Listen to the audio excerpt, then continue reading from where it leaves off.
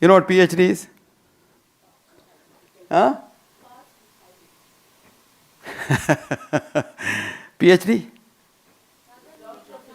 Doctor of Philosophy. Huh? Good.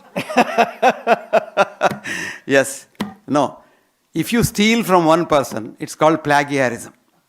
When you steal from 100 people, it's called PhD. Did you get that? Yeah, that's the difference between the two.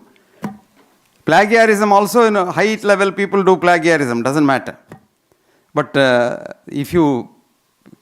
today in India, the situation is a little different. I don't know how many of you know. The UGC said even to become an assistant professor, you must have a PhD. So we have PhDs galore now. Very interesting. Every other person is a PhD. And it's very easy to get PhD because, even in America you can get PhD.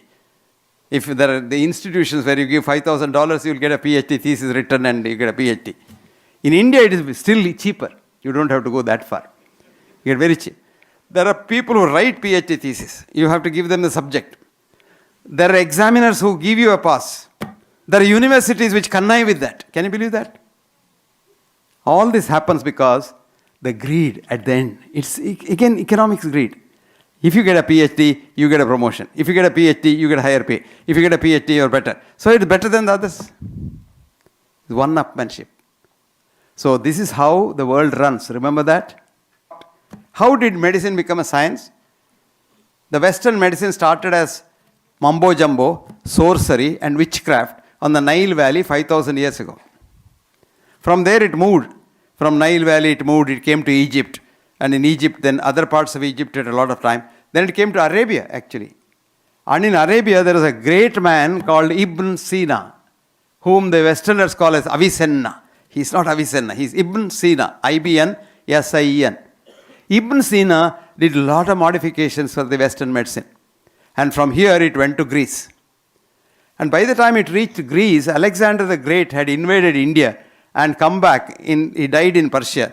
But Alexander's followers came back to Alexandria, a city which he had built for intellectual activity. And the big building he had built called Academia. So we say, I'm in academics. You ask the people, what is academics? They won't know. This academics means reading books and going to the library is called academy. No. Academia is the building where academics started. Where people come and have two kinds of things. A, symposium. They come and talk like this, agree to disagree, eat and dine and wine and go. Or seminar. Seminar comes from semen. So seminar is a discussion where new thoughts come out. Now, so new things born. Today we interchangeably use it in any way you like. But the original thing is symposium is totally different from seminar. Seminar is different from symposium.